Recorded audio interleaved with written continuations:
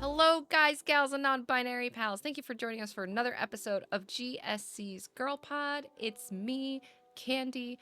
If you are a visual listener, you will see that the screen is a little bit more full today. And if you're an audio listener, we have a guest. But before we get into introducing our guest, let's check in with our usual host. V, how you doing today? I'm good. I'm good. I was watching some World Cup yesterday. I will be watching some World Cup tomorrow. But yeah, I'm good. I'm good. How are you guys? I'm good. Britt, how you doing? We got a thumbs up. They're here. She's here. They're doing the thing. Oh, happy Pride. Happy Pride. Yes, let's happy Pride. If this goes out in June, yes. It will, yes. Yes, It will literally go out on Monday. Yeah, happy we Pride. don't have that backlog anymore.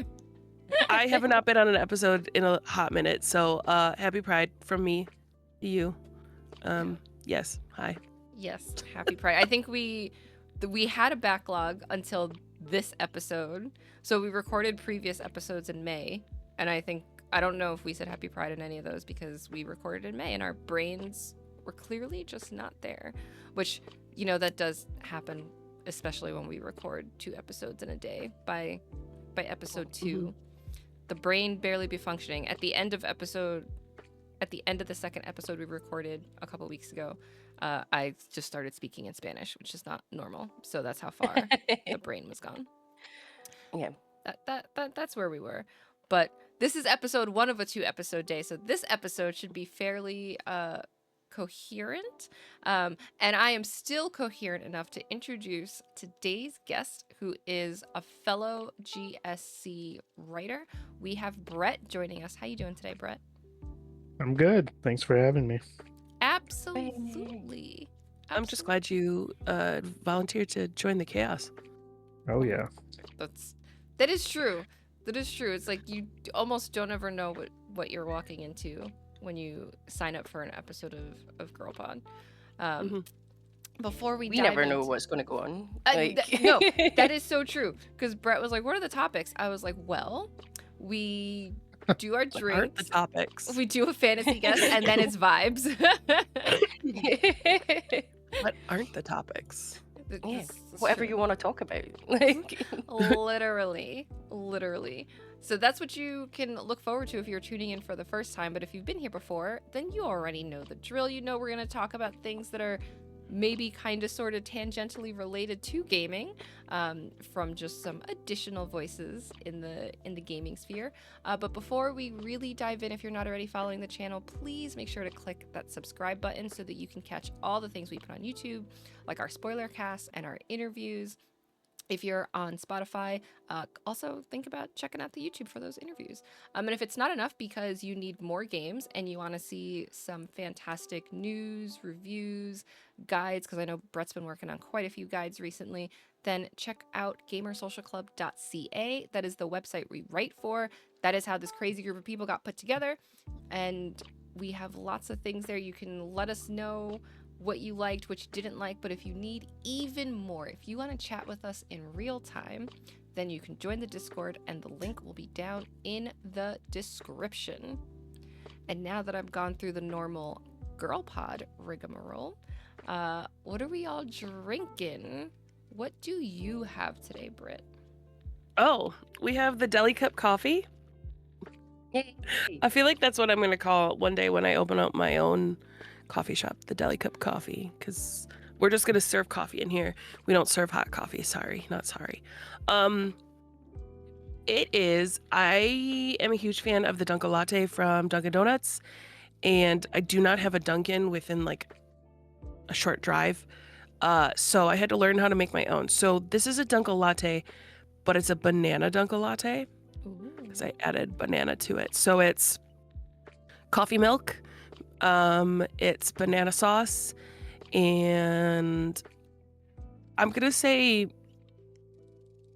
it's a quad, so 4 shots of espresso. Ain't no shame. I pulled a Pedro. Pedro has 4 or 6. God damn. I thought I didn't get any sleep. But he 6 just drinks shots. the shots. He doesn't drink anything else. Like, that's it. Mm. Ain't no shame So this- in that. This has 4 shots. So, yeah. It's a lot of caffeine, I know, but today's a long day. We've got stuff going on, so... But it's delicious, and you can make your own Dunkin' drinks at home. If you really want me to, we should just start with the recipes. We Yeah. have to. I'm You just have to saying, girl give people pod the recipes recipes. for your coffee. your chapter in the like book for your coffee should just be Deli Cup Coffee. That should be like the title of it. Chapter 3, Deli Cup Coffee. Yeah. I don't know why I Can just we said do the- chapter 3, the- but The girl, I mean- the girl pod drinks book.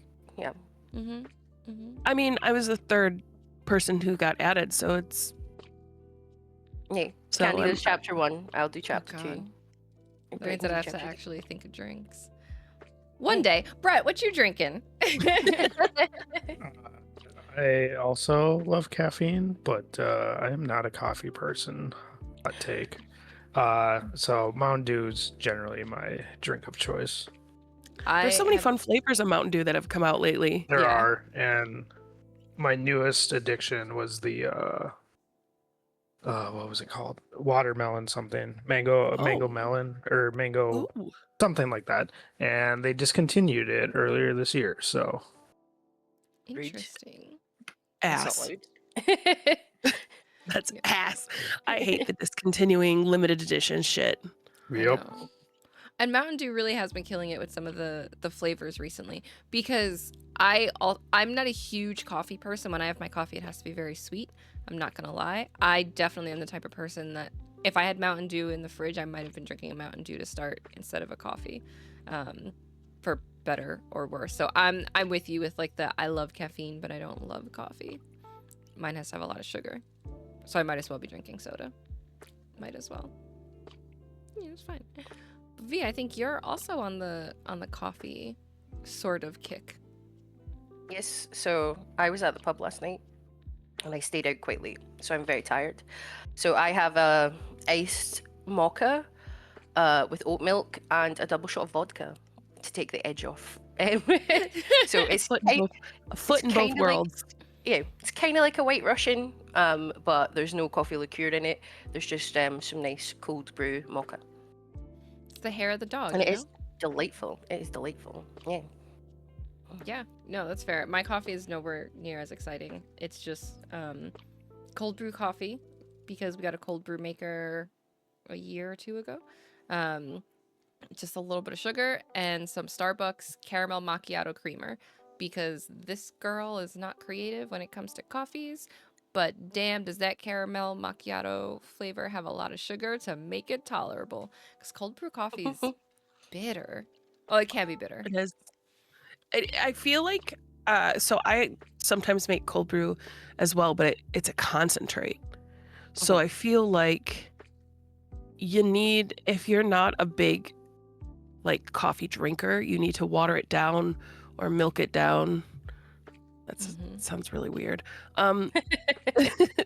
Can't be milking things down first thing in the morning. Come on, like. What do you mean? That's when all the farmers go out and milk the things. I don't know when they- farmers milk do they things. like- down? Yeah, do they milk them down though? Like it's a Yes. completely different context. Yes. Like- Have you not seen cow udders? You literally are milking them down. Yes. I don't know. I don't know if I would call it that. I don't know if I would call it that. It is not Oh, even my 10 God. minutes into this Weird. episode, and I have had Britt put her hands on her face. Brett, I'm so milking sorry stuff that this down. is what you. You've walked I'm- into. I like- signed up for this. Mm. I bet you his camera is actually like he's lying about his camera like not working because everything we've said he has had to hide his face probably because of all the remarks we've already made and we weren't even like recording yet. And Recording. he's like, if I just turn my camera off, they won't see me hit my face. I mean, like, or What is wrong with these people? A lot. and he writes down, "Never do girl pod again." Note to self. Hey, we've had repeat guests. Have we started off as unhinged with most guests? I don't know. I don't know if we have. I mean, Sean lives with me, so he knows. Sean doesn't count. Sean lives with you. He will literally sometimes be on the couch and hear how unhinged the conversations get. Yeah, he So doesn't he care. knows. Like, he knows how unhinged it's going to get. Dara came Like, back. Koopy's been That's trying to very get true. back. Koopy loves the unhinged. Koopy is all about the unhinged. Koopy will only come on if I am in rant mode. Like, he's begging for some unhinged ranting. Like, So by the end of this, we'll have made Brett a believer. yeah. I don't know if I'm going to go on a rant, but it depends what we start talking about. Do It it. could happen. It could happen. Like,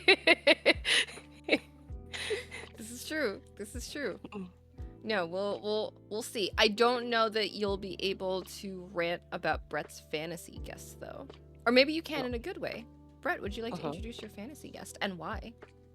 Yeah, so I was having a hard time thinking of one, but my constant thinking was I would love to see, and you kind of see this in some of the like game awards with the Muppets, but I would like to see Elmo host a gaming show, like the whole thing just hosted by Elmo instead of Jeff or whoever's doing it. So Can This I share is so on a guilty Can I share a guilty pleasure? Mm, Yes. Of course. I used to collect the Elmo dolls like back in the day. I don't In even think high that's a school. guilty pleasure.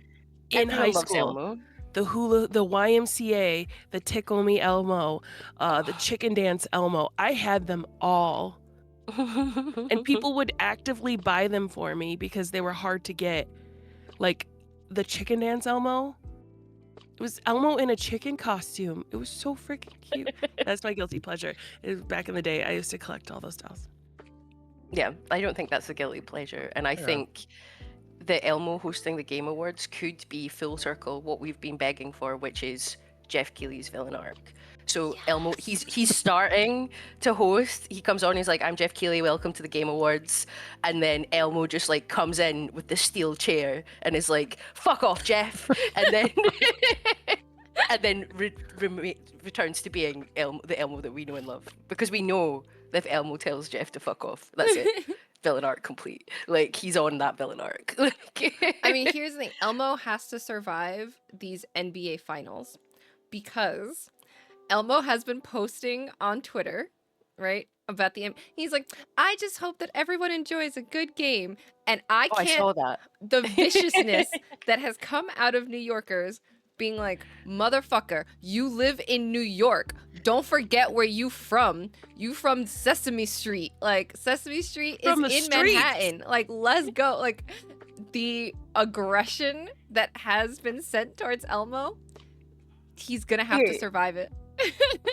I saw it. I didn't see the original message, but I saw that it was the Knicks. It was the Knicks retweeted it and was Yep. like, "Don't make us take this down." Like, Yeah.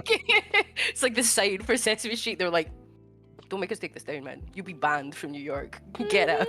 Get the fuck out, Elmo." Like, What if this is what starts Elmo's villain arc, and then Elmo's on his villain arc, and then then Elmo's villain arc then causes intersects Jeff with Keighley's. yes. Yes, we love it. We love it. Okay, let me be a devil's advocate here a little bit. Mm. I feel like Elmo has a really high tolerance for our shenanigans. Does he? Have you You seen have to him remember speaking Rocco. to Zoe? But I've heard him speaking, but that's him using all his willpower to not go off. Yeah. You've seen his interactions with Rocco. It Rocco's is just a rock. Mm. Hello, Rocco. Apologize to Rocco? No, he's a rock. He is a rock. Rocks can't eat cookies. Everyone knows this. Like, Brett, where do you stand on the Rocco shenanigans? Are you with Elmo? I'm with Elmo. Yeah. so what would you like to see from an Elmo-hosted Game Awards? Like, do you want Elmo mean- to bring back Highguard at the end and it then be No. a success? No, not at all. Could Elmo save Highguard?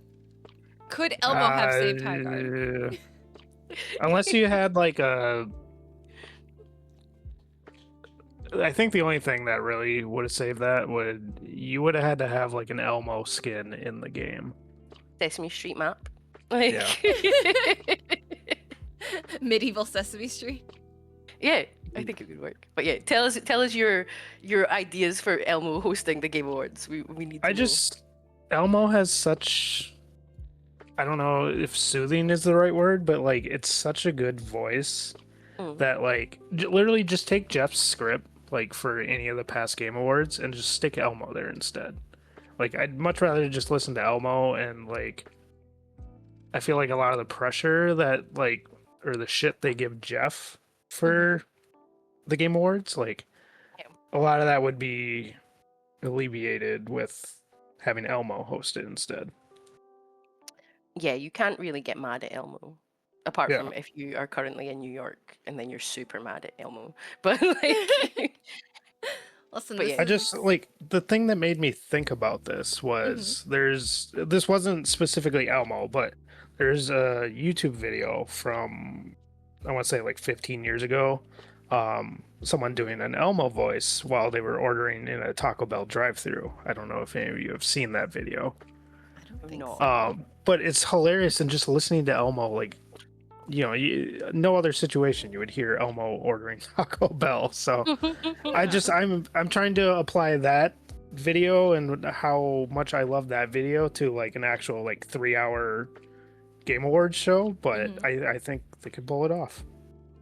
Do Do we you- also need to have Elmo replace the man who says world premiere? So it's Elmo's Ooh. voice saying world Ooh. premiere. Or I does think we Elmo should- bring some of the other like cast and crew from Sesame Street? Cookie Monster world premiere voice. Yes. Oscar the Grouch? Yeah, just a different cast member of Sesame Street world premiering every time.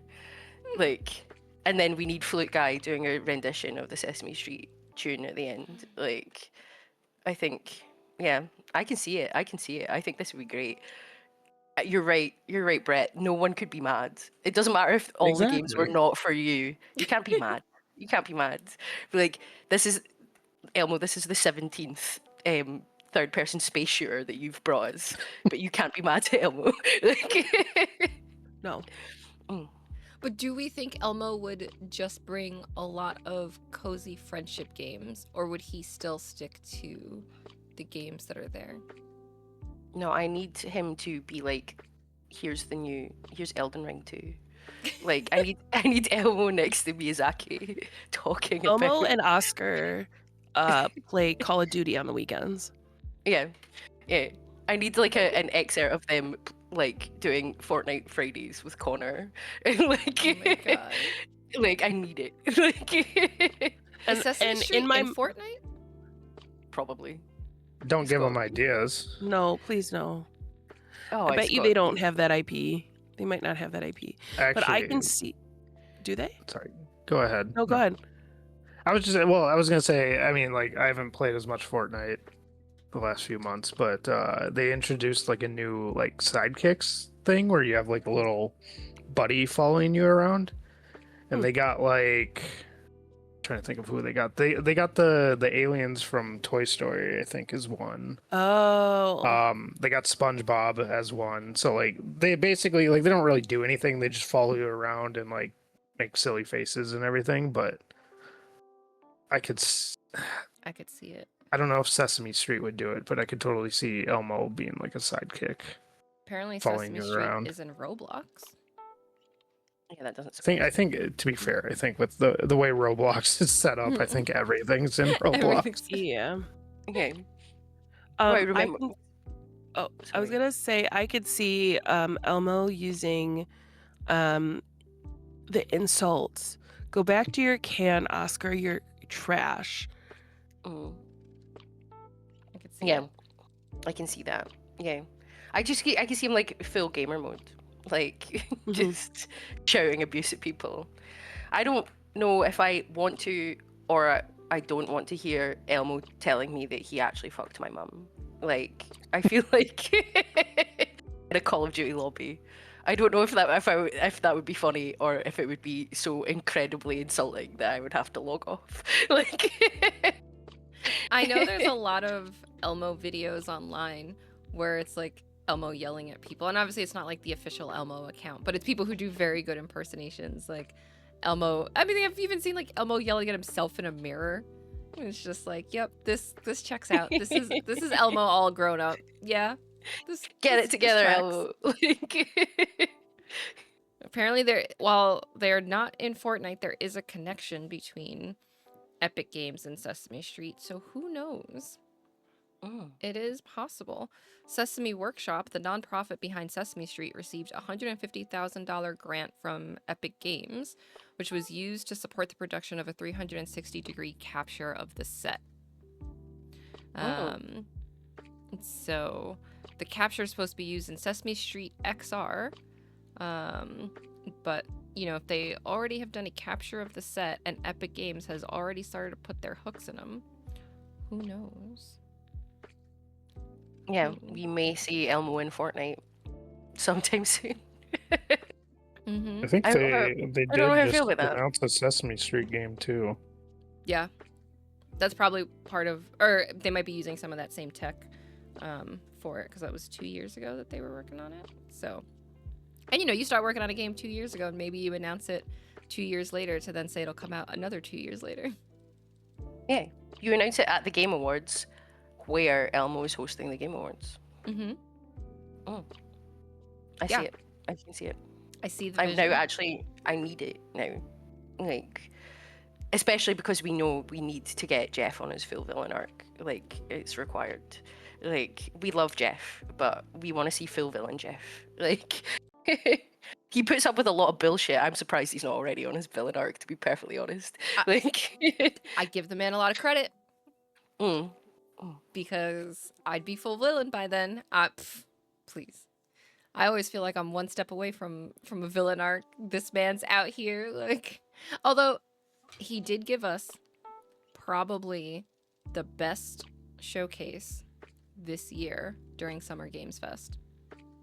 Didn't see the opener because I was away for the weekend. So I'm like, I need to go back and watch it. I can't remember what opened, but overall, like, I thought it had a great variety of games.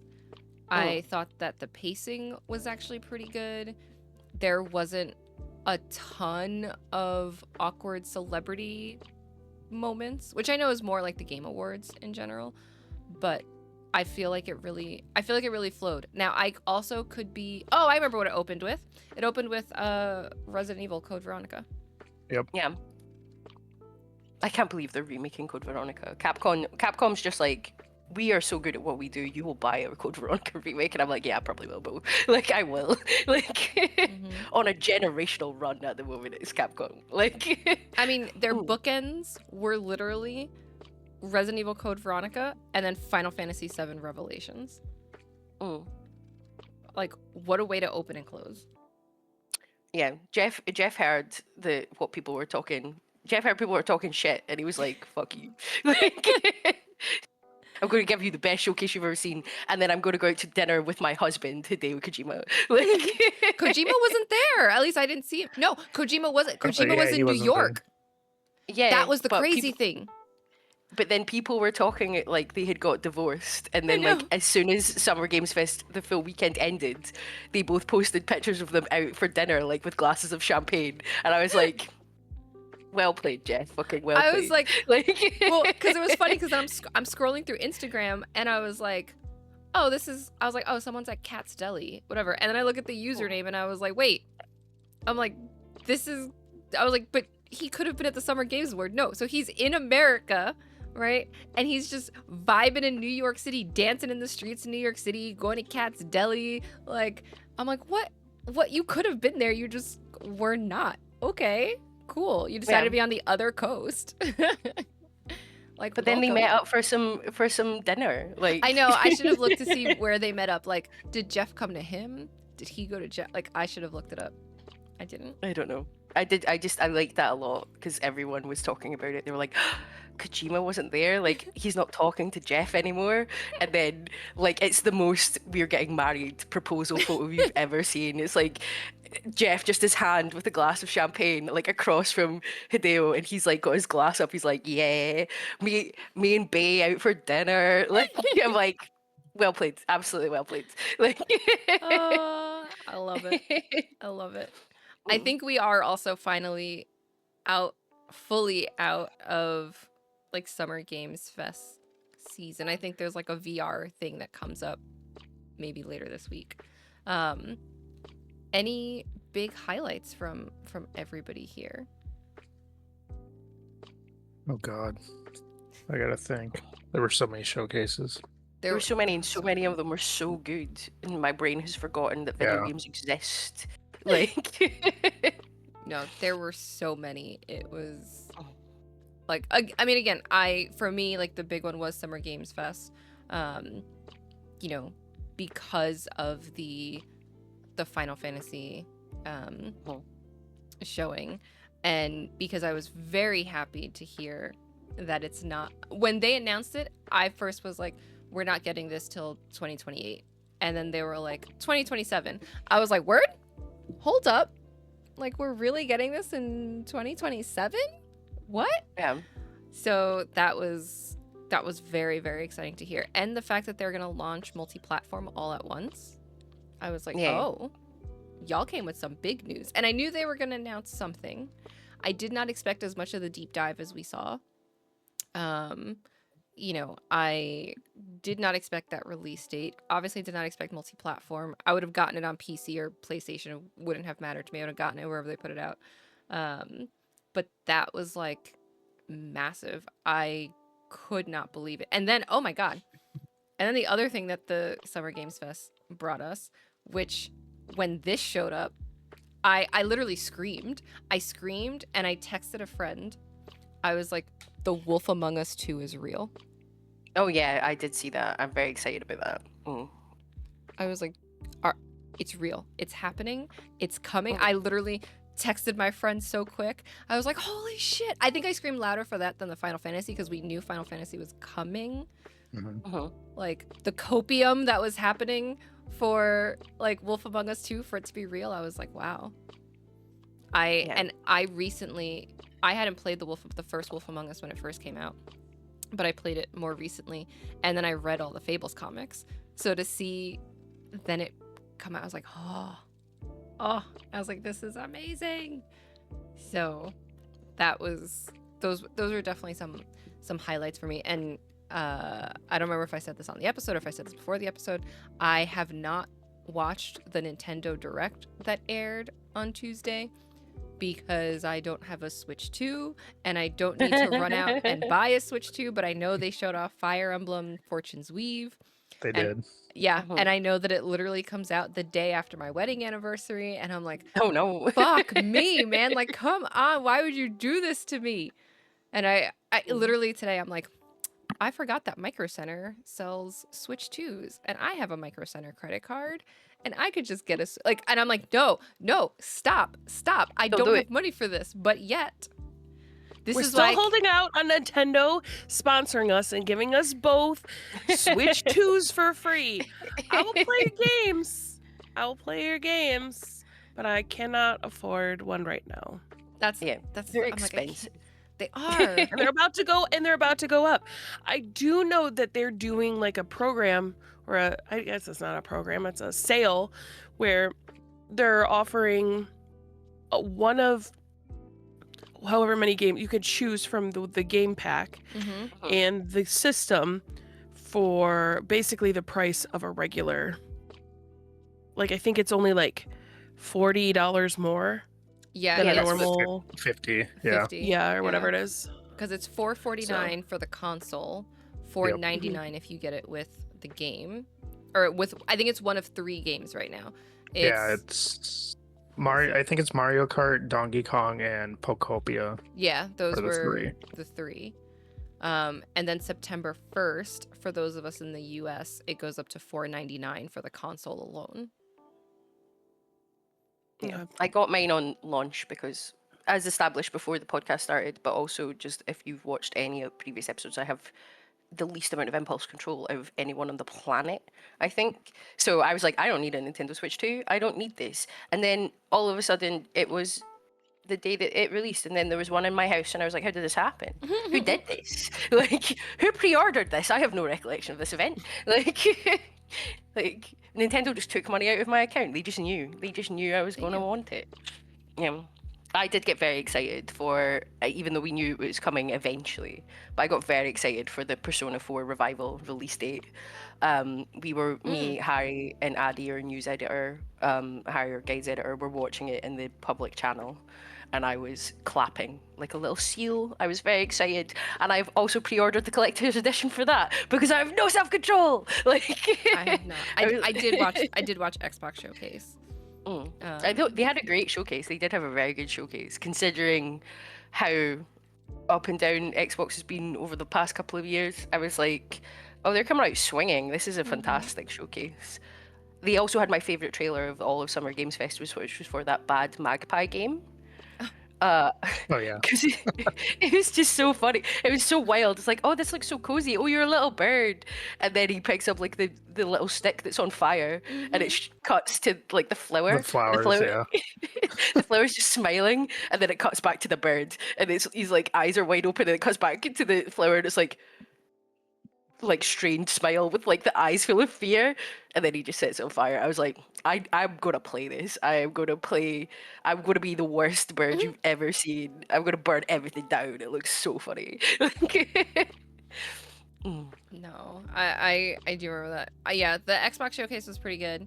I also like to go back to Persona for a second. I love that. I fucking love that Atlas was just like, all right, fine, you bitches, you can't wait. Here's Persona 6. For Fuck 3 off. seconds. Yeah. Leave us alone. Back to your hole. It Go was back to such a Reddit. it was such a like, here, whatever, it's real. Shut up. No information. Get out. What was really interesting on that one though, because I did write about it for the site, and I painstakingly went through the different frames, because I found the blue butterfly that is like, you see it for half a second, which is a big thing that happens in the Persona games. But then looking at it again, it's already confirmed to launch on multiple platforms, and this whole thing with Xbox, right, that people were so upset about, was that it was going to show the multiple platforms that these games are going to launch on. That trailer didn't list the multiple platforms. I was like, huh, interesting. Well, it did say Persona 4 Revival definitely had it. Did Persona 6 say it was launching day one on Game Pass as well? Mm-hmm.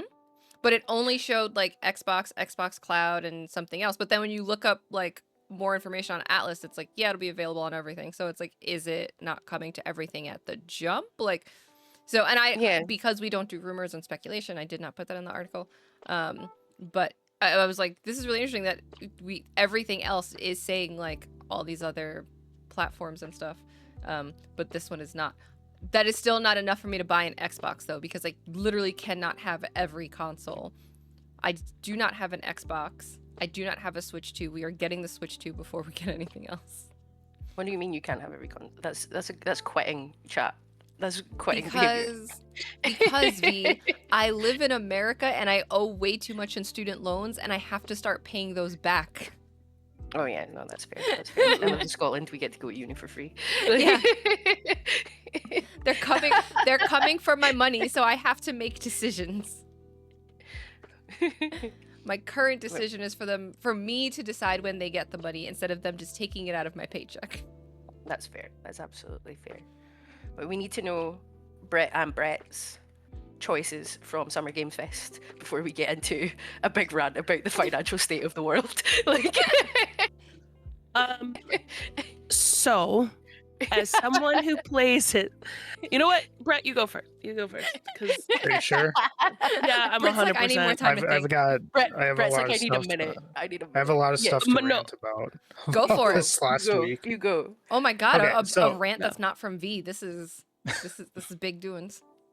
So I do want to start off by saying, like, the Summer Games Fest actual showcase, like, that's the best one I think we've had since Jeff started doing these. Like, a lot of the times the pacing was pretty bad on those, and this one started out really, really strong with Code Veronica and I mean the Cuphead stuff, and then like Alien Isolation 2. Alien which Isolation 2, forgot about that. I'm not a horror game guy. Like the only horror game I've ever gotten into was Dead Space. Mm. So like Resident Evil and Alien Isolation for me are like stuff I probably won't get to, but like I recognize how big those are. The middle of the showcase is kind of where I think they faltered a bit. Like they could have moved stuff around to like balance better, but like we saw Assassin's Creed again, which I'm really hyped for. But they've shown like I feel like 8 trailers in the past like 5 weeks. Like it's been ridiculous. Yeah. They're we following really the don't Capcom need to- formula. Yeah, That's but what you don't like you don't need it. But to say Capcom that. did the same shit with Requiem. That's fair. Yeah. Yeah. Yeah. But I feel like with Um, Requiem, like I mean, Requiem was a new game, so like Yeah. you were at least getting a little bit of new stuff versus like Black Flag is 99% the same game as it was 10 years ago. Yeah. So Mm-hmm. that the Tupac Stranger Than Heaven thing was really fucking weird, and Yeah, I- I've removed that from my brain. That was incredibly strange. That like was it was the just a awkward weird celeb moment. trailer. Yeah, Mm. it was just like a weird trailer, like really only showcasing the cast again, which was already announced. Mm. And then you just have Tupac walk out, and it's like, what the fuck are we doing? No, and Um, then it's like the way Snoop's talking about, like, oh yeah, we did this with his estate, Yeah. and it's like, even the way he was talking about it just felt like, did you like what? I don't think they did. I can't because I don't know if anyone else followed the Kendrick Drake beef as closely as I did, because I hate Drake, but I also love Kendrick Lamar.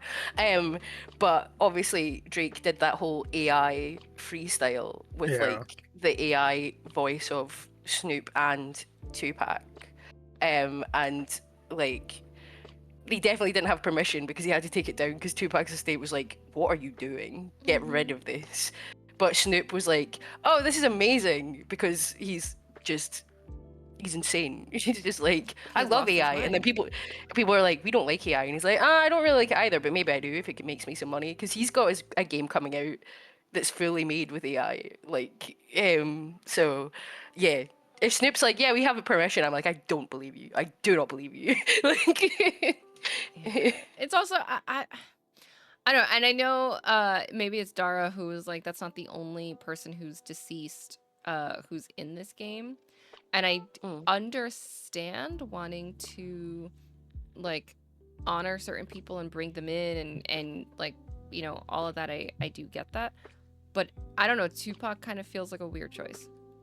Yeah, no, it definitely does. And I love RGG, but like Yokohama's decisions the last few years have really been questionable. So this is just getting added to the pile.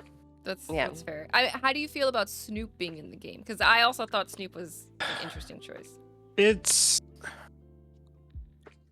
I mean, I like Snoop.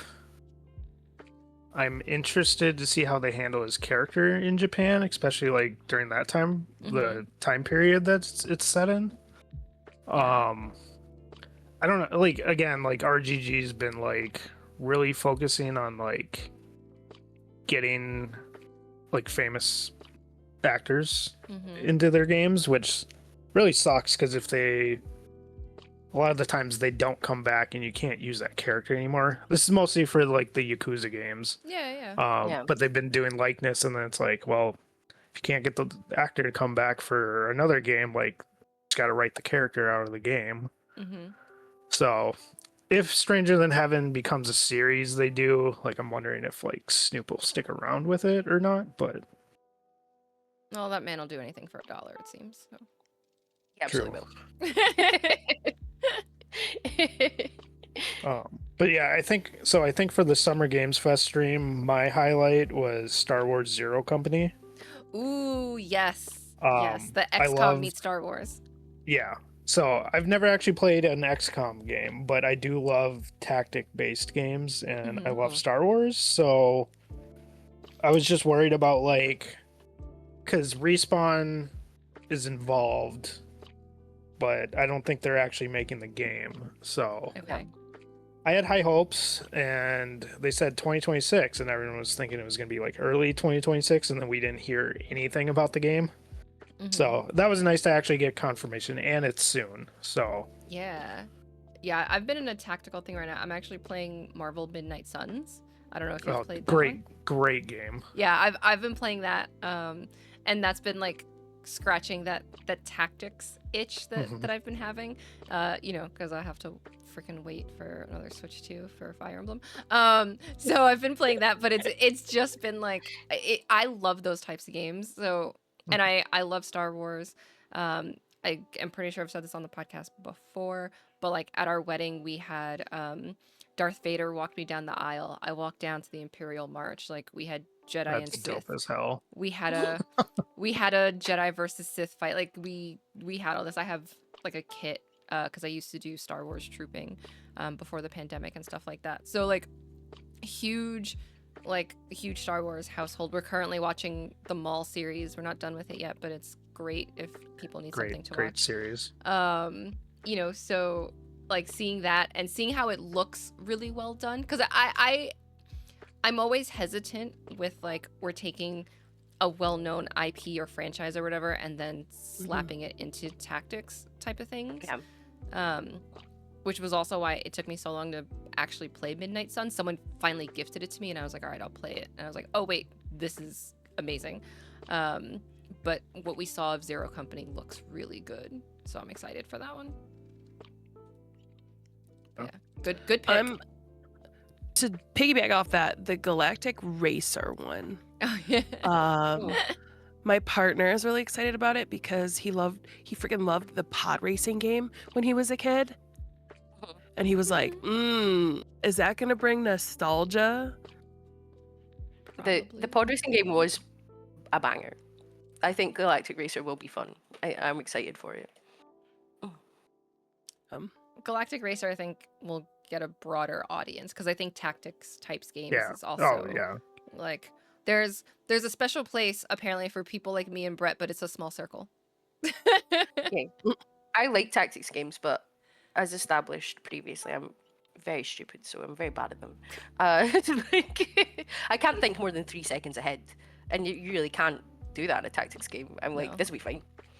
It will never be fine. It's never fine. You got to be thinking at least 3 steps ahead in those games. At least.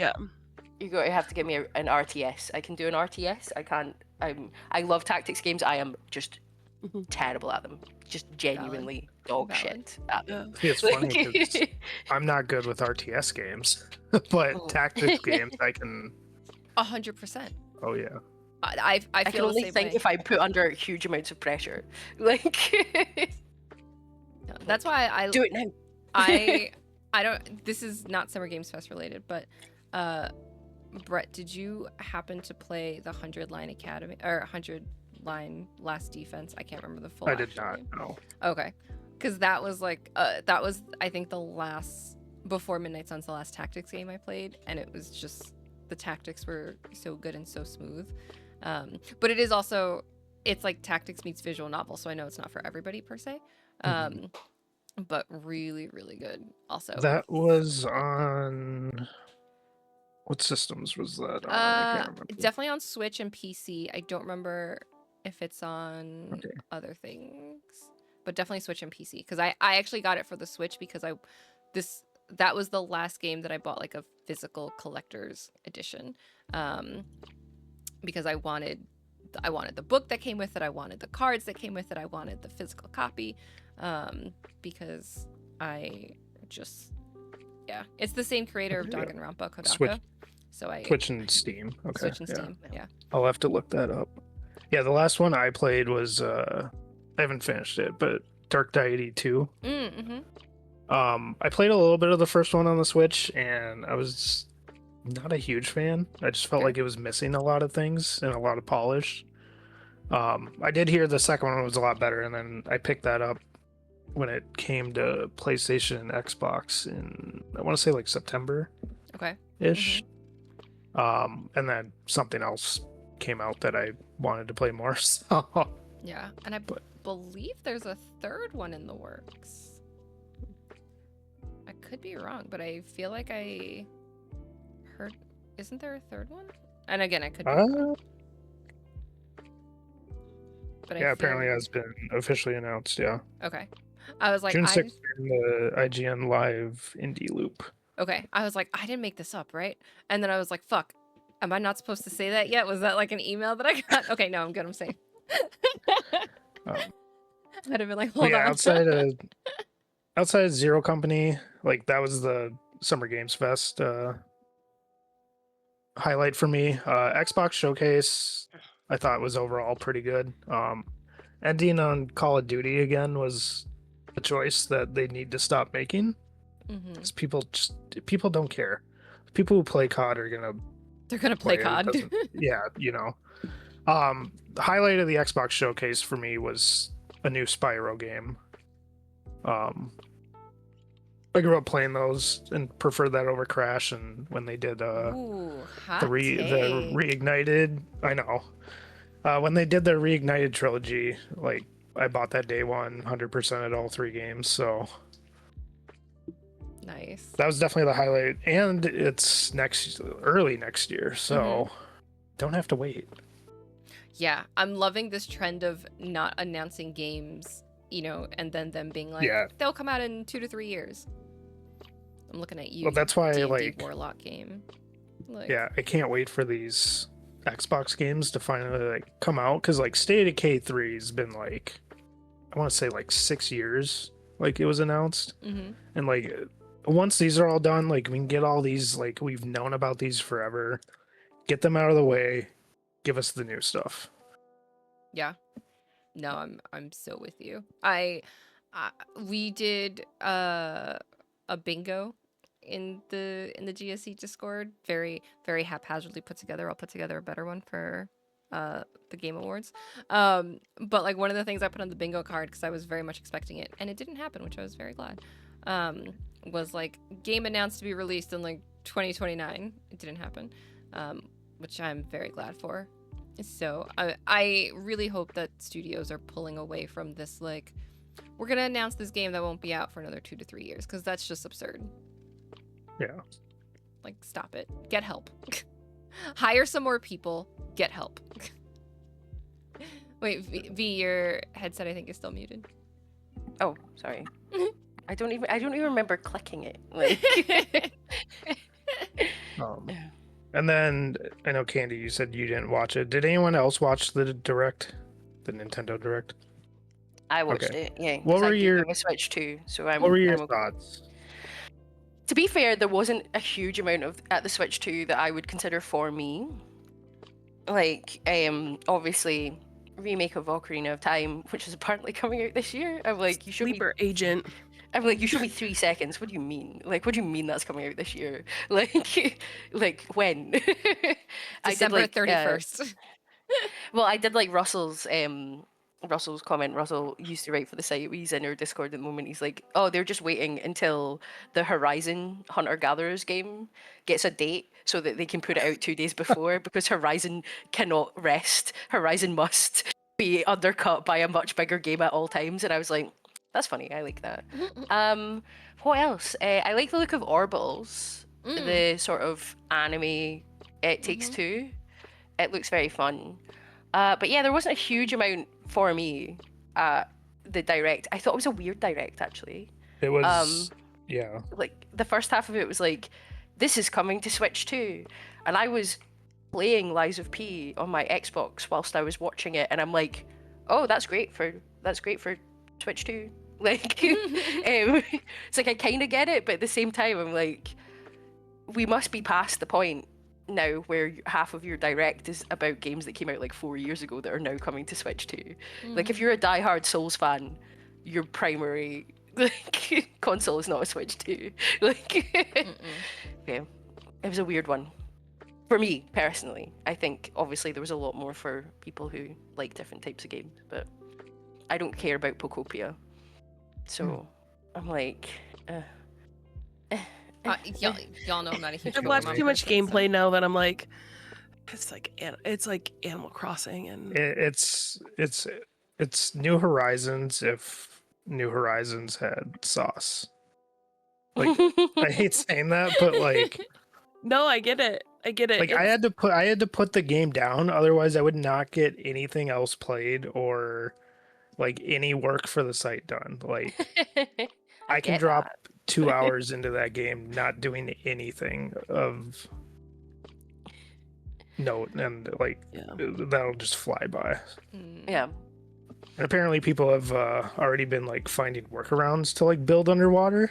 Like probably took them hours to do it, and now you're just going to be able to go down there and do it. So I've seen a lot of people mad about that, but Jailbreak your Switch to just for Nintendo to be like, oh, that's DLC, by the way. Here's Yeah. DLC. Void your Yeah, warranty for DLC. Like, the direct was like a really weird one for me though, because like if you just gave me a list of everything that got announced, like it on paper sounds like a really good fucking direct. Mm-hmm. And then just the pacing was just so bad. Like you said, V, like they showed Ocarina for like 3 seconds. Mm-hmm. Like you Yeah. get 3 seconds of Link laying there, and then they give you just a generic 2026 date. Like we have less than 6 months left. Like yeah. what do you mean How- there's no date? How do you not know when this is coming out? Yeah. They know. They know. I then- feel like they're waiting for. We're gonna get before the end of the year. We're gonna get a full-on Zelda direct, and it's gonna be this Ocarina of Yeah. Time. It's gonna be the movie, and I wouldn't be surprised if they announce another game. And it may not be like a mainline one. It might be like another, like play as Zelda doing whatever. But I wouldn't be surprised if we get a Zelda specific direct and they hit like those 3 points. Yeah, that makes sense. That does make sense. Like, where do you put it? Like, Fire Emblem September. Star Fox is, I think, July. Yep. No, Star Fox is this month. It's the 25th. yeah, it's like this next month? week or something. It's the, Oh, it's the fuck. 25th, and I only know this because the part of the reason I was looking at Micro Center to see if they sell the Switches is because Sean's birthday is the 24th, and I was like, can I swing getting him Star Fox and a Switch? And I say him a like- Switch, but like it would be for the house, so. mm. Okay. You're like, do you want this game? He's like, no. And it's like, well, tough. Happy birthday. But yeah, so no, Star Fox is this month. Fire Emblem September. September. I Like- think you do Zelda in December. You can do like a direct in October that is Zelda specific, and you announce that the game is coming out in December, just specifically because then you get all the people that'll get it for the holidays. True. No, yeah. And it does avoid. I mean, everyone's been avoiding November for GTA, so Which I just don't care. I- Like, I care don't about either. GTA. I don't I really don't care about either. GTA. And I think, absolute power move of Nintendo if they just came out and went, we don't give a shit about GTA. Here's one of here's the highest Here's rated Ocarina. Metacritic game of all time on Switch 2. Fuck GTA. Like, again, Nintendo just coming in with the steel chair. Like, nah. Like, we don't give a shit. Like, that would be good. That would be good. Yeah. But it was the direct was a bit of a strange one. I mean, they showed like 3 minutes of a thumb wrestling game for the Switch Sports. Like, Yeah, that why? So that people could edit it for the memes. That was their attempt at my body is ready again. Like, we're gonna do something but we're gonna stage it so that people can make edits for it on YouTube Shorts. It's like, you can't manufacture these moments. Like, what are you doing? I mean, we say that they can't, but I saw so much chatter about the stupid thumb wrestling. So clearly they were onto something. Yeah. The weirdest thing for me that was shown off at the Nintendo Direct was the Vampire Survivors Jujutsu Kaisen Oh my god. game. It was like, wait, it was like from the creators of Vampire Survivors, and I was like, oh, they're just going to say that Vampire Crawlers is on Switch or whatever. Because even though it might already be, I'm not entirely sure. It is, yeah. But then it was like Jujutsu Kaisen. I was like, what is this? And then it was the worst looking thing. I know Vampire Survivors doesn't look good. It's not supposed to look good. But I'm like, what the fuck are you doing? How is this the Jujutsu Kaisen IP and it's also a Vampire Survivors game, but it's a fucking battle royale? I'm Yeah. like, Ponko, Punkle, I love you, but like, just you gotta calm down. You gotta just, what the fuck are you doing? Like, put the bottle down, Punkle. Like, just go outside. What is wrong with you? Like, it looks so bad. Like, it's like no one wants to see the most low res fucking 80s graphics version of Gojo on fucking Switch 2. This is the weirdest thing I've ever seen. Like, as a fan of both franchises, I was like, who the fuck is this for? It's not for me. like, Fair. I did like that they said you could play against like AI. So like if you don't want to play people online, like you can just play against the computer. yeah, if you can't find a lobby, because I mean, how could you? Who's buying this? Like, The JJK simps, clearly. You know, the thing is, you know they're gonna buy it. but That's the worst the part. JJK simps are simps because they love the characters and the artwork specifically of those characters. I don't know, man. I've seen I some don't of know. these simps. I'm like, some of y'all are down Like- bad and will just pick up any of it. Maybe, but I was like, this is the weirdest fucking thing I've ever seen. I genuinely felt like I'd fallen asleep on the couch and I just like imagined it out of my brain. I was like, what is this? Like, This will separate the ones with self-respect and the ones with little self-respect. oh, I got a tiny bit left. I'm doing it. Were there any other ones that you had from Summer Games Fest showcase? God, that's so long. That you wanted to touch on, Brett? Just Fire Emblem. Okay, hold on. Let me. Okay, I can hear it now. I'll be okay. I won't jump to pull the trigger. I won't go into like what they showed off. I was just happy that they announced the collector's edition and I was able to get one and they gave us a date. Mhm. It's during my birthday week, so I think Wolverine is also coming out that week, so I might just self-indulge. Take the week off, and do the adult take the thing. week off, Yeah. Take the week off, do the adult thing. That's what PTO is for, yo. I assume you get PTO. I don't know. Yeah. Okay. Then yeah, that's what PTO is for. But yeah, I will always buy a Nintendo system for Pokemon and Fire Emblem, so like Yeah. this was like I bought the Switch 2 for the GameCube games so that I don't have to hook up my GameCube anymore. But Fire Emblem was like, I know there's going to be a Fire Emblem. So did you watch the other trailers, Candy? Yeah, 'cause before we had like a date and stuff like that, like Fire Emblem, and I knew this was coming. Fire Emblem was always my tipping point for the Switch 2, and I've said that like on previous episodes because you may or may not know this, but I am also one of, as much as I love Nintendo and have a lot of nostalgia for Nintendo, I'm also one of their biggest critics, and I will call them out on things, and sometimes people get mad and sometimes people don't, and whatever. But I always knew that Fire Emblem was my tipping point. I knew that was going to be the thing that made me like get the Switch, because I remember when Three Houses came out on my birthday, and I kid you not, I just laid in bed and played Fire Emblem and like finished one route, did the next one, and like just had the Switch plugged in to like the outlet the whole time, because I was just laying in bed with it handheld playing it. Like, I'm not moving, I'm bed rotting here, like this is it, like this has consumed me completely. It's like, do you want to go to dinner for your birthday? No, I want to keep playing as Dimitri to see what happens. Like, no, I need to beat the shit out of Edelgard. What do you mean? Like, go away. Like, don't talk to me. But Dimitri Best Lord in that game.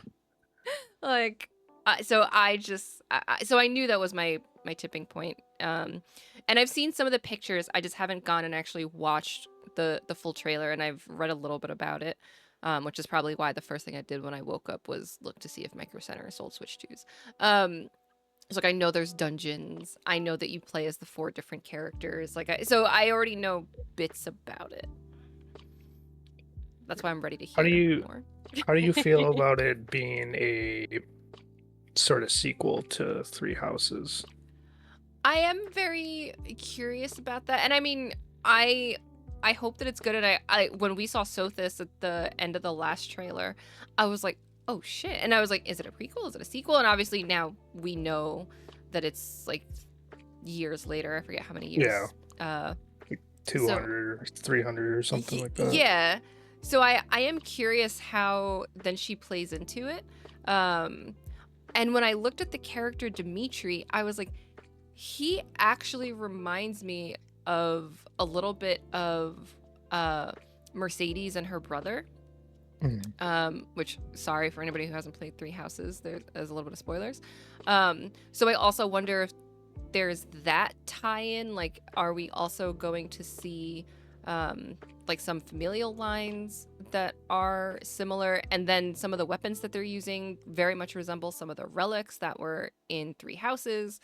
So if they tell a good story, I'm definitely okay with it like being a sequel, being related, because I also feel like when you put 200 to 300 years in between, you do have a lot of carte blanche to do whatever. But then I'm also curious, like, does it matter what path you actually did in Three Houses? Like, do they refer back to those things, or will it be so inconsequential because it's so far away? Yeah. Because I played all 3.5, well, and then there was the DLC, but like 3.5 routes, because it's like Edelgard, you had the 2 different ones that you had to do, the 2 different options. And I played all of them, right? So, and then I bought the DLC, went back and did it again because I'm a crazy person. So that's why I'm like, what ending is this picking up from? If it matters, maybe it doesn't. But I am super curious. But I'm okay with it being a sequel. That's totally fine. I really want to see how Sothis also plays out with all this, and how she's like what she's doing here. Why are you back? What's happening? What are we doing? And at some point I will cave and actually watch the trailer in case it answers that question. I'm just like, patience. My birthday's also next month, so probably by the end of next month I'll have a Switch too. One way or another. I'll probably be like, oh. I'll be like, oh, you'll see Sean, me on... do you want to pool our birthday money together and buy a Switch for the house? Well, then he Okay. can buy whatever he wants. I will give in to the worst of myself and just be like, hey, look, I'm streaming on Twitch and it's my birthday. Donate to this thing here where you can help me get a Switch. I will give in to the worst of myself. You can just write it off because you're using it on your stream. I mean, I know. Trust me, I wrote off my first Switch. But I have to have the money to get it first. So, Yeah. But no, I mean, in all seriousness, I will probably stream on my birthday, but not be like, buy me a Switch. But I will probably like by the end of summer, I will probably have a Switch, because what I also want to make sure I do is I want to buy it before September 1st, before it goes up in price. So my deadline is like August 31st. No, that's fair. They are getting very, very expensive. Mhm. Everything's getting very, very expensive. Yeah, so I'm like, we know the price hike comes September 1st. Before that, we'll get it. Why wait and pay more when we know it's coming? Mhm. It doesn't make sense. But up until this year, there wasn't many games that either one of us were excited about, which is why we didn't rush to get the Switch in the first place. But now it's Star Fox, Fire Emblem. I know he'll play the Donkey Kong. He'll probably play Pocopia, and I'll lose him the way that I lost him when Animal Crossing came out. But that's, if I lose him the way I lost him when Animal Crossing came out, that just means that I'll get to write lots of stuff for the site and get to play lots of games that Ree will have to read my reviews for. And then she'll be mad that we got a Switch for the house. No, I'll be fine. I do like reading reviews. There's just so many. There's literally so many. It's like, don't worry, I'm just writing guides, so Harry's got to read those. Yep. When I was watching Summer Games Fest stuff, I was like, oh, these all come out in the same bloody day. Like, I'm gonna have to take time off work not to play anything, just to read all of these bloody reviews. I'm like, no. Just make like a calendar, like block system. Mm. Be like, okay, Yep. I'm gonna do All one reviews have to here, be in. one here. Yeah. All reviews have to be in at this time on this day, so I can put an hour aside to read through and edit 5 of them at a time. Like, Mhm. Mm. Exactly. You got this. You got this. All right, Britt, we've given you ample time to think. What were your highlights, if any? Maybe there were none. There were 0 in both showcases. Wholesome Direct. Fair. The Wholesome Direct is always good. I do like the Wholesome Direct. Would I be lying if I said that I wishlisted every single game that was mentioned on the Wholesome Direct? No, I would not. It was so usually the Wholesome Direct is my Super Bowl. Can I say Super Bowl? I mean, the big game, my World Cup, yeah. my thing. And this year, I could not watch it live. I had to watch it days later. So I had to play catch up. But the amount of games that were announced were just delightful. And some highlights for me specifically were, there's one called it's Dressmaker. Oh, It yeah. gives Barbie. Do you remember back in the day, like the Barbie games where you could make your own outfits and things like that? It gives very much that, but like not as pink and bubbly. We've got more like medieval-esque. Yeah. I'm gonna say. Yeah. It's like it's got more darker colors and things like that. So that was a big one for me. Book Nook, another huge one that stood out to me. You basically just make your own Book Nook. Yeah, I feel like I have seen this. I've definitely seen this. Yeah. Make them. If you can't see, I make them IRL. So this whoa. Fields of Mystria, which I've played since its early access release, is coming out of early access, which is great. I think that comes out in August.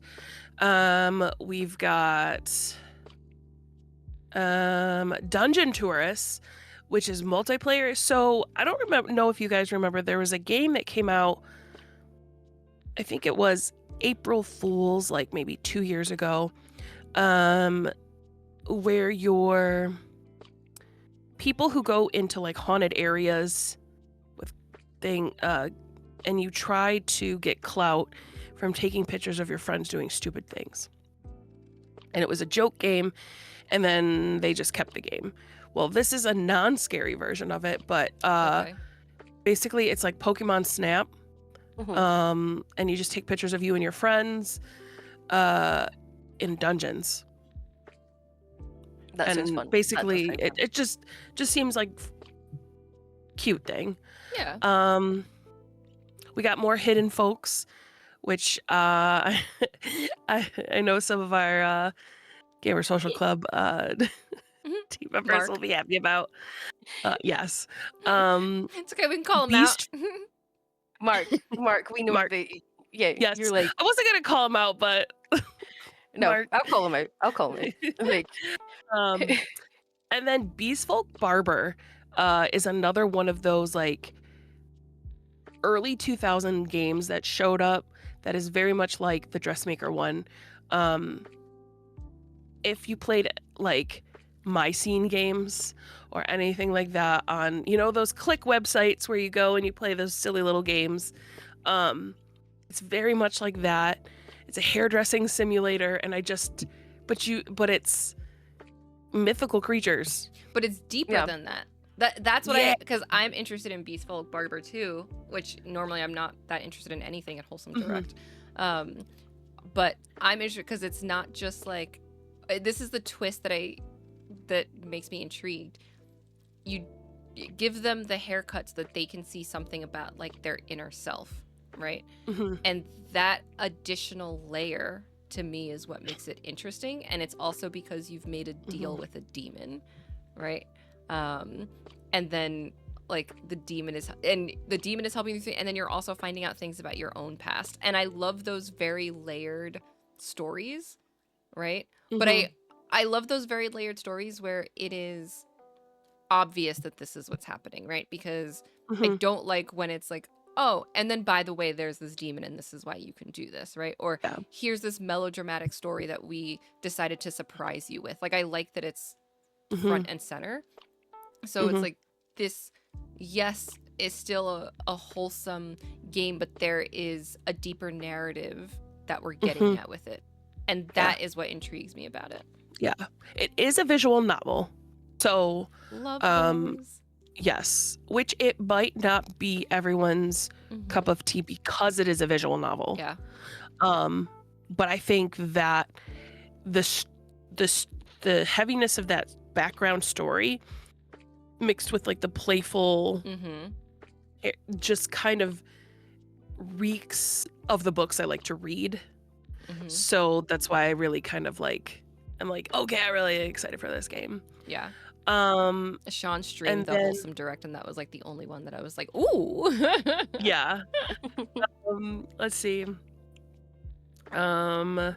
design and conjure, which you're a witch, and you get to design kitchens, bedrooms, which is very much the games I really, really like to play. Um, let's It's okay. We see. know the one that you're. Well, I know the one that you're obsessed with. That was part of it too.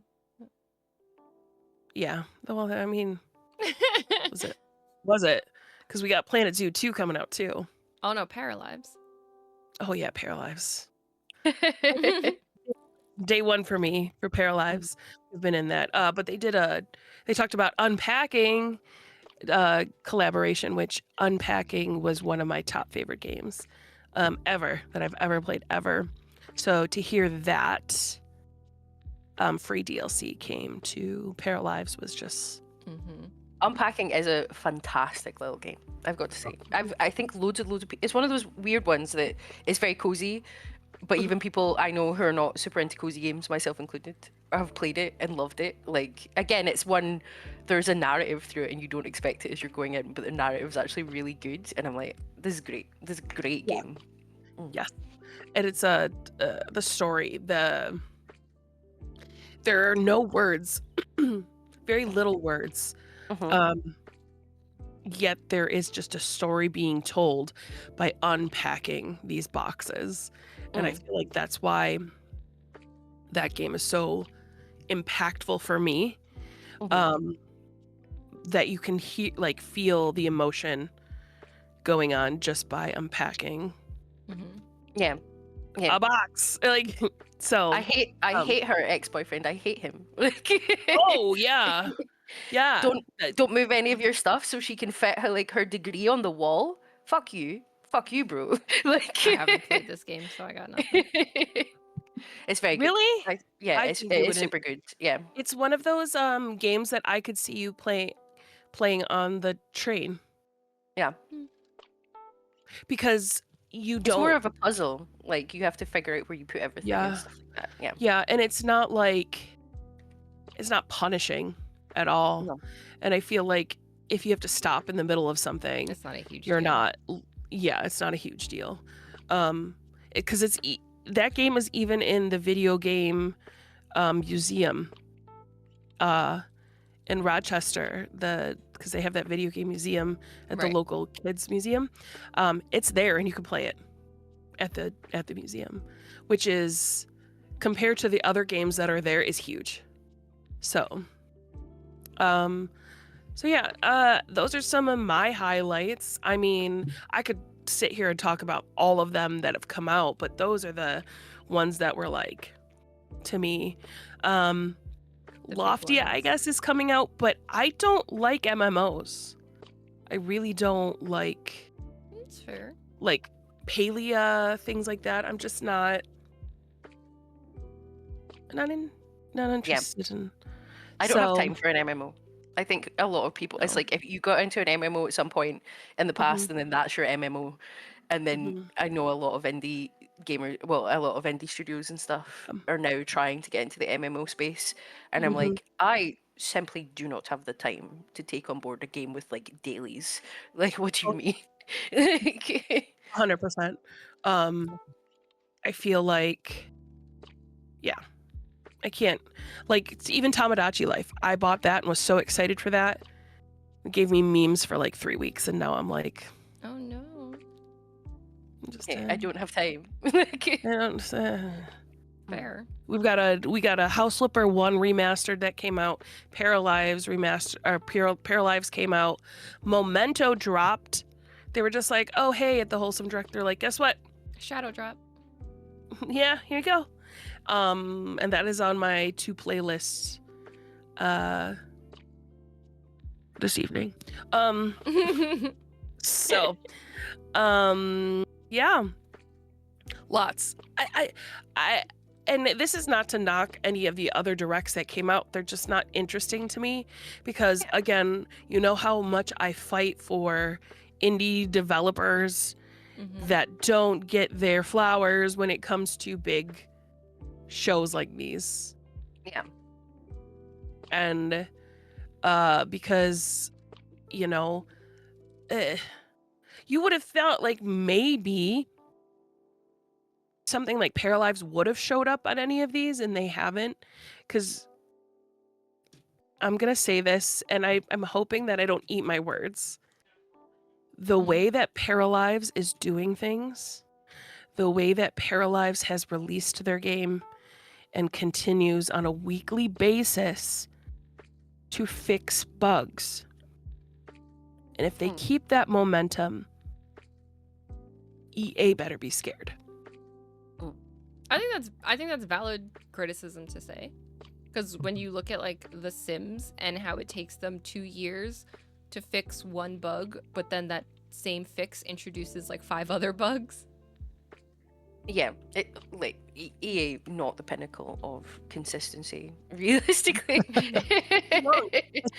amongst other criticisms. I you could feel level like at them. Like, I feel like I have a full right into calling out and making fun of EA because of how many the 1,600 hours that I have in Sim that are counted. That doesn't count the origin hours because they didn't transfer over. Yeah. I feel like I have a full right to complain about their game, and Oh, absolutely. so Paralives, I have very little complaints about because, okay, I don't want it to turn into a Paralive stream because we're talking about the direct, but I can access mods through the workshop. I don't have to download a mod and put it into a folder. The workshop does that for me. Yeah. I feel like that is probably, I think if some game companies are smart, that will be more and more common, because I know even like Baldur's Gate 3 did that. Like, they included the mod support. Skyrim has mod support. I mean, granted, Skyrim is like, 10 plus years old, and I'm still waiting on more information from Elder Scrolls 6, which better show up at the Game Awards. Or Todd Howard can go suck a fat one. But I think he'll be sucking a fat one. yeah, so do I. The last update we got from Elder Scrolls 6 was the end of an Annie Austin video where they asked how many trees are in Skyrim, and they got Todd Howard to answer the question as well. And then they asked how many trees were going to be in Elder Scrolls 6, and he said, a lot. Is the last I heard about Elder Scrolls 6. I'm like, you sons of bitches. It has been too long. Stop showing me ESO, because I don't give a shit about ESO. But yeah, I mean, I see more and more games, and consequently the studios being more open to having like the mod support in there. And I think it's smart, right? Because I think that allows your community to like introduce different things, and yes, that means that you can consider creating them like within the game itself or future games or whatever, because now you're seeing this is what the community wants.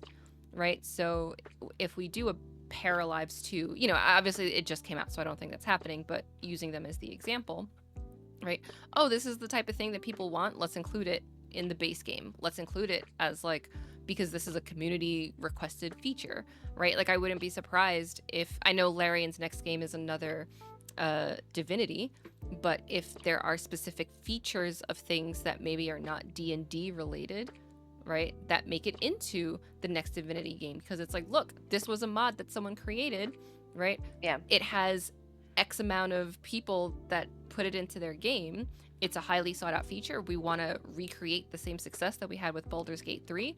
Let's put these community supported things in, right? And obviously, like, Larian was very good about community support and responding to things and blah blah blah blah. You know, lots of kudos to them. But I think it is smart for games to more and more move naturally to doing that. And I think audiences and players will be more receptive to that, instead of like, we're using AI to do the things. Like, no, don't use AI to do the things. Allow the space for like the community who's passionate about the game to make mods and introduce those and support it within reason, obviously. But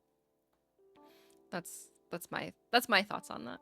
I don't know, but I hope we see more of that, and I think we will. I do too.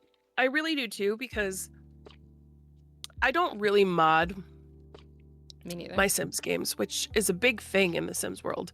I have one mod and one mod only, and it's just to basically the sometimes jankiness of the Sims, like where you're, you know, the clunky things that don't work. It kind of fixes that and goes in the behind the scenes to fix that up. But the way you have to do mods just feels like Yeah, EA don't want you to do anything to their games. Like, no, they really don't. no. And that's why they added the maker system. Yeah, but you gotta pay for some of that shit. Yes, that's why they added it. yeah. Wild. Absolutely wild. You know, and they can't get away with fun, you know, like there are some companies, you know, some games, I'm looking at you, Skyrim, that get away with fun jank. The Sims and EA is not one of them. Like, don't remove my jankiness from Skyrim, but please do remove it from They the patched Sims. out. They patched out the bug in Skyrim that when a giant hits you, get rocketed up into the air, and everyone complained so much that they patched the bug back in. People were like, "No, how dare you! I want to get ragdolled right into space. This was the fun jank. Don't get rid of the fun jank." Like, Ugh. Do we think we'll get it? Do we think we'll see anything else at the Game Awards for Elder Scrolls 6? no. Because how do we top what Summer Games Fest was this year? Or I say we. How does Jeff do it? Oh fuck, I'm talking about we. How does Jeff do it? Besides how does having Elmo do it? How does Elmo do it? Like, Elmo, I think Elmo could talk Todd into giving us some details. There's one man for the job. He's red and It's he's Elmo. furry. It's Elmo. He's ready. He's ready to talk Todd into giving us some details about Elder Scrolls 6. Like, just tell us where it is, bro. Like, what do you mean? I don't know what we see at the Game Awards this year. It'll be very hard to top. And I suppose we're now in an era of gaming, and it's wild that occasionally you see people online being like, there's no games, and I'm like, what do you mean? Like... I'm gonna have to leave my Steam account to like my niece and nephew's children, never mind them, because there's too many bloody games to play. So for a couple of years now, everyone's like, oh, this is the best year of gaming ever, and then another year comes along and it's like, oh no. Like, The best year of gaming is here. The best year of gaming is here. So I don't know how they top it, but I'm pretty confident that 2027, 2028 will still have some just outstanding games that then come out that no one's ever heard of, no one ever thought was going to happen, and then they just turn out to be an absolute banger. Like, yeah. Yeah. I mean, I looked up just so I could get angry about it, apparently. Skyrim came out in 2011. The 11th of the 11th, 2011, I remember. And 2018 is when they formally announced Elder Scrolls 6. Todd, I'm going to be dead. I'm going to be dead by the time this game comes out. How dare you? But it finally entered active production in 2023. is not coming out until I'm Mhm. 50. I think we could see it next Game Awards. Yeah, In not the this year, but 2027 Game Awards. Yeah. yeah. And they'll be like, this is coming out in 2031 to celebrate Skyrim's 20th year anniversary. I mean, okay, so in a 2021 interview, Howard confirmed that it was in the design phase, and anticipated that the game would arrive some 15 to 17 years after Skyrim. This year marks 15 years, you son of a bitch. Where is it? You got 2 years. You got 2 years, Where's Todd. where the fuck is my update? Maybe we will see it at the Game Awards this year then. Todd, you got 2 years before Candy gets really mad. Like, where is my update? 15 I to 17 years. think Matt Booty just said something about it's going along well. Okay, it's I fine. They're doing fine. Like, Yeah. It's fine.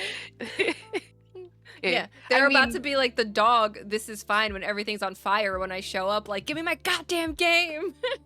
Todd, at least we can be like confident in one thing.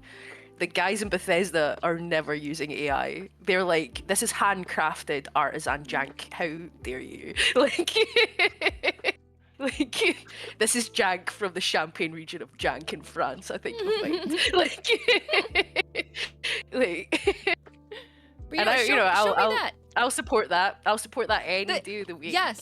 You know what? We saw the Amsterdam 1666 game. And I was like, oh, that actually looks pretty decent. And then like 2 minutes later, like, because it's the guy who used to work for Ubisoft, and they had Yeah. sued Ubisoft about certain aspects or something of it. And then 2 seconds later, it's like, oh, this entire like all of the art for this is just AI generated. They're like, oh, it was just a placeholder, and I'm like, it's your fucking header on your Twitter page. Fuck off. Like, yeah. don't piss in my ear and tell me it's raining, you bitch. Like, get the fuck with this nonsense. Like, Yeah, it's pretty bad. Don't hiss in my ear and tell me it's raining. Okay, now I need to use that. I can't take credit for that. That is a Rex line from Mass Effect 1. But it's one of my favorite things to say. Like, Well, now I'm going to say it all the time. Yeah. I know, I think it was Koopy was saying during like the Xbox showcase, like feeling baited every time Bethesda showed up, and then it's like Yep. Fallout 76 and Elder Scrolls Online, and like I don't care. And like Sean was like, well, I want a new Fallout, and I was like, fuck you, you don't get a new Fallout. You have a banger TV show, right? Like, stop being greedy. Didn't Fallout 76 get some announcement of something though? Yeah, It's getting, but it's an every- MMO. I mean, a Like, new update, and then I think they're coming out with PS5 and series like versions of the game. But Mothman was the best thing that ever happened to that game, so, you know. They already peaked. Just shut it down. Just shut down the It's server. done. Mothman, just leave now. Shut it down. It's done. It's done. It's just like I'm like, Fallout has a great TV show. You wasted people's time on Starfield. Give us what we really want, okay? Back to Skyrim, What? then you can, or back to Elder Scrolls, right? Not back to Skyrim, because they will give us a fucking 15th anniversary release. Go back to Elder Scrolls, so then you can go back to Fallout, so then you can go back to Elder Scrolls. Nobody wants Starfield. Nobody wanted it. You did it. It didn't do that well. Be done Quite with late it. start. Hmm? I don't. You can fill your ship with succulents, and the robot will call me by my full name on my birth certificate. So I'm fine with it. Like, I'm a very simple woman. I'm like, you mean I can collect many cactuses and just break the physics engine of the game by shoving them all into a cockpit? Done. The game of the year. Box checked. But you I can don't- do that I in don't any know if this cozy would game. It's be- fine. like a hot take, but kind of like how The Witcher 3 is getting like a new DLC. Mm-hmm. Yeah. I'd be fine with a new Skyrim DLC to tide us over. Yeah. Yeah, I think that would be. I would still be upset that I don't have a new Elder Scrolls game, but I would accept it. Yeah. I would accept it, right? Because I'd be like, okay, at least you didn't decide to just like shadow drop Oblivion or Morrowind instead when you could have been using those resources on, Elder Scrolls 6. Like a little DLC feels very different than like we rebuilt the game, we, did this. Like I didn't want I still haven't played it. I have it. I didn't want the remaster. I wanted Elder Scrolls 6 and you put resources into this remaster. Put them back to Elder Scrolls 6. I don't want to be like the Todd Howard defense squad. Oh but no! Oblivion Remaster was made by a completely different studio. I don't care. Take those resources, and if they can remake Oblivion, they can work on some background shit for Elder Scrolls 6, okay? Like, I would shove take them it over. on the 11th of November this year. I would absolutely take a Skyrim DLC where you could just go to Cyrodiil. I'd be like, yeah, let's fucking go. Yeah, if you give me something to tide me over, what? Because but again, I feel like working on a DLC is not as intensive as a whole to do game. But also, I'm just like, and don't give me a bullshit DLC like now we put fishing in it. Like, no. Because they did that a few years. That's what I'm saying. A few years ago, it was like, it's like we went back to Skyrim and now you can fish. Like, what? Hot take: fishing is the worst part in almost every single fucking game. Yes. Absolutely. Fuck fishing. You know how happy? Okay. You know how happy I was in Hades 2, where they're like, if you take the cat with you, the cat will do the fishing for you. I was like, bet. Let the cat do the fishing. I ain't doing this shit. There was a cat in Hades too. Yeah, it's like one of your fuck. familiars, and the cat, like, instead of you having to do anything, it's just like, here, the cat will fish for you. I'm like, fantastic, great, love that for me. Stardew Valley, I love every single thing, the fish in that. The fishing in fucking Stardew Valley So is the bad. worst. Okay, wait, I have to ask Brett, how do you feel about Clint for Husboo? Oh boy, I haven't played Stardew in a good minute. Stardew. Let me see. I'm waiting. I'm He was the the blacksmith. He's the blacksmith, right? We need to record more than one of these today. I can't be on this nonsense. I don't think it's the worst pick in the game. Okay, so who would be the worst pick? Oh god, now you got me having to look up the whole list of. I'm listening. I don't really play Stardew. I don't love it. So I just like to create silly drama here amongst this group.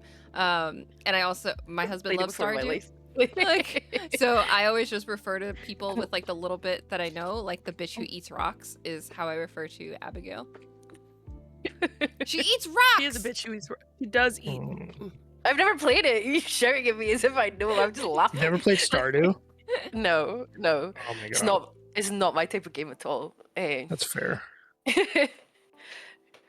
I require constant stimulation, or else my brain will just switch off. Like, that's not even remotely true. I play so much Slay the Spire 2, and it's That just is me. constant stimulation because you're trying to do the math. It's just me failing to count. Yeah, but I can just get a calculator or something. Honestly, my least favorite character in the game, Mm-hmm. or the one who annoys me. Well, not my least favorite, but I really have a dislike of Harvey. Which one is Harvey? Oh, Brit just took the headphones off! British rage quit the podcast. This is the worst it's ever been. Who is Harvey? He's the doctor. After Krobus, it's Harvey. Oh no, he's You cute. just give him coffee. You just give him coffee. Yeah, You he's just give him cute. coffee and you move on. Wait, I need to look Like, this up. Shane's also really bad, but I think most of the community doesn't like Shane. Shane the drunk? Yes. Okay. There's nothing wrong with that. Or are you talking about Pam? I don't know. Yeah, Okay, it- one of the, Pam I is know also- there's some that have like they all have like horrific backstories. So Yeah. let me see. No, Harvey looks cute. Like, What's his? Okay, deal? now I need a Stardew Valley TV show. Ooh. I think I they would think make like that. an animated show I think would do well. Mm. You could do that pretty well. I mean, you could do live action too. Like I feel like you can get. Damn, I feel like I People can't who hate could on fit Harvey these. because looking at some of the things he likes, minus wanting to be a pilot, it's like he likes coffee and pickles. I don't know what super meal is, but truffle oil and wine, duck eggs, Coffee, quartz, forageables. pickle nails. We're would match made in heaven. I'm looking at some of this and I'm Yeah. like, damn, this is kind of Sean though. You know, I would date this man. Like coffee, like wine, truffle Okay, oil, pickles. I ready? would date this man. Like, He kind of looks like Harry. oh yeah, no, I He can see it. I does. can see it. Like, There we go. Looking at it Get now? Harry in the TV show. yeah. You're like, we're fan casting our guides editor is Harvey, the Stardew TV show. Like, That's hysterical. Now I'm not going to be able to unsee it though. Oh my god, that's hysterical. Okay, wait, Brett, who did you say was the second worst? Shane, but like Shane. That's right. the I'll agree with community that. I'll agree with generally that. dislikes Shane, so not a hot take on that one. But there are people who think they can change him. Oh, no, I Okay, would they not say date they this can man. fix him. Like, how often does that actually work? Not in video games. Not very Never. well. Yeah. It's Therapy. like, I can fix him. It's like, I'm not his Yeah. therapist. Therapy can fix you. I cannot. yeah. Like, Other than Harvey though, like I've only gone like Sandy is now a dateable, which I was hoping for like the longest time because you just go and give her a flower and she loves you. But that's why it's always Krobus for me. Because Sam's stuck in the 80s with his hair. Wait, Haley's hold a bitch. Hold on. So Shane is an alcoholic, and you are supposed to, I guess, help him through things, but one of the gifts that you could give him that's a universal Is love beer. is beer. Yep. So you were literally Same with- feeding his alcoholism?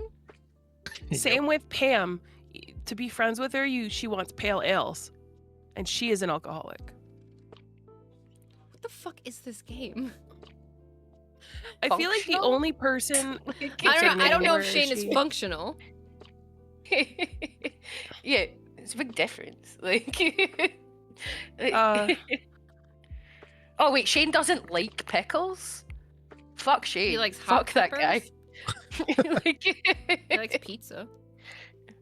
yeah, everyone Who likes doesn't, pizza. though? Like, I feel like the only other like human that like I've ever like really like wooed in the game that I'm like excited about is Penny. But the only reason it's Penny, I've married Penny is to get her out of her mom's house because her mom is horrible. he specifically, if you give him, I'm on the Stardew Valley wiki. Mhm. If you give him a jar of pickles, he will specifically say, "Why are you giving me your garbage?" I hate this man. I hope this man. I wish the worst on this man. Fuck you, Shane. like, I mean, I don't like pickles. I wouldn't say, why are you giving me your garbage? I'd be like, oh, thank you so much. I'll make sure to include this with the next sandwich that I make for you. I love pickles. I I currently have pickle nails. love it. I don't know if you love guys it. know that. Mm. They look like tiny gherkins. I love pickles. I might have some pickles once we're finished recording. I'm gonna be Oh my gosh. I'm not a pickle person. Pickles on a good like sandwich. Yeah.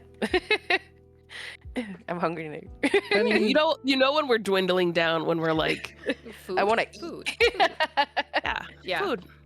No. Penny wasn't always marriage. No, Yeah. she was one of the more I don't- recent ones. Yeah. Okay. Yeah. I was Yeah, gonna 'cause say, that was, like- she was a. Within the She's last couple years, it's been over a year since she's Okay, been yeah, I able to be probably haven't dateable. played in like 2-3 years, so That's fair. Yeah. No, that's valid. Yeah, I've tried Stardew a few times, but it never grabs me.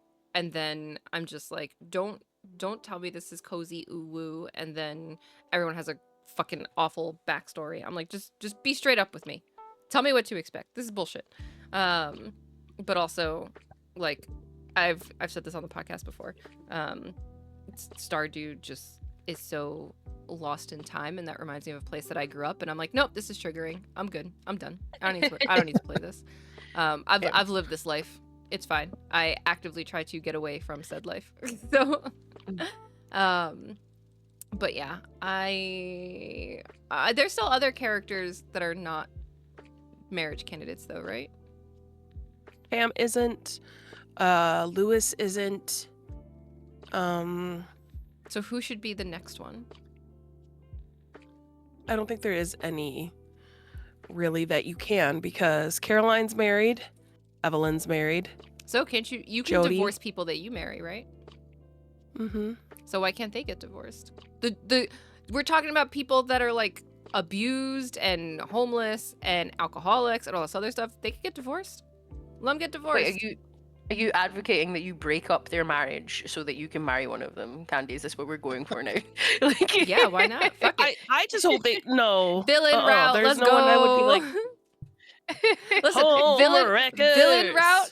Villain route is you do the JoJo route and you break up marriages. Full on I'm all villain for it. route. I'm all for a villain route. But my parents were divorced, man. Like, I'm not doing this. Like, Full on villain route in Stardew. I simply cannot. Like, For yeah. your character I as the hope villain. no. There's no one that needs to be added because everyone's horrible. Because everyone is horrible. The only this person guy. I would say is the wizard.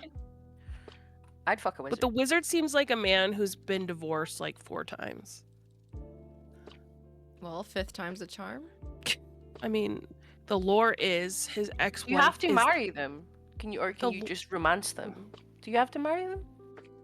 You can just romance them, but they won't move in. That sounds great.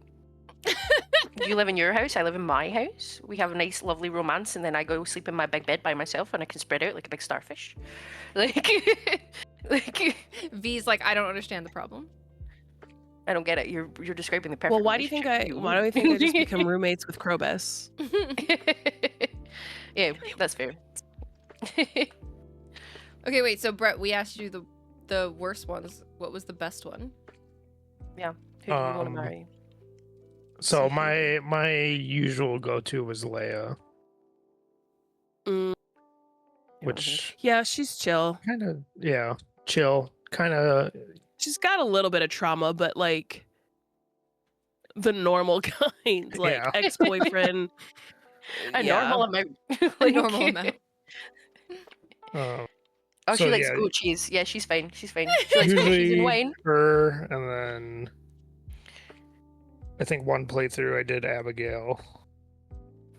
Just give her fucking rocks. Yeah, How'd you know I was hungry? that's Wait, actually no. Leia doesn't like ice cream or rice pudding, so I think maybe we could just. She's a be lactose friends. intolerant girly. oh, if she's Oh, lactose no, intolerant, okay. that's valid. That's fair. That's fair. I Yeah, don't so think she, I don't know. I'm making assumptions. But no, I mean, with she the- doesn't. She fucking hates bread. Get out of here. Get out of here. Like, Intolerant. her trauma Well, is she not from also- awful backstory. It's from food intolerances. she doesn't like hash browns. She hates hash browns. There's no gluten in, or lactose in that. She get out of here with that shit. Get right out of here. Like, She's also left-handed, which I am too, so that might have been part of it. that's fair. That's allowed. Like, being left-handed is allowed. But what do you mean you don't like fucking hash browns? Like, Maybe she's got a weak stomach and they're too greasy, you know? well, I don't date cowards. Like,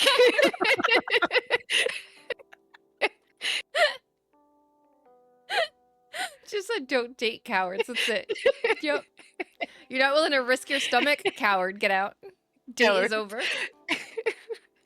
We're done. Not Date willing to two. shit yourself in a Applebee's parking lot. Get out of here. coward. You're a fucking coward. If we're not I eating went to spicy Applebee's. noodles, if we're not eating spicy noodles on the second date, then I don't want anything to do with it. So Brett, you still happy you decided to join the podcast today? Been good. As long as you don't pick Haley. Oh no, her character archetype annoys the shit out of me. Hers and Alex. They're meant for each other. What Which does one she is dislike? Haley? I think I talked to Alex like the one time in the game and then just never talked to him. Giant douchebag. Now I have to look this up. Hold on. What's her deal? Elliot gives me Fabio vibes. Oh, I remember what he looks like.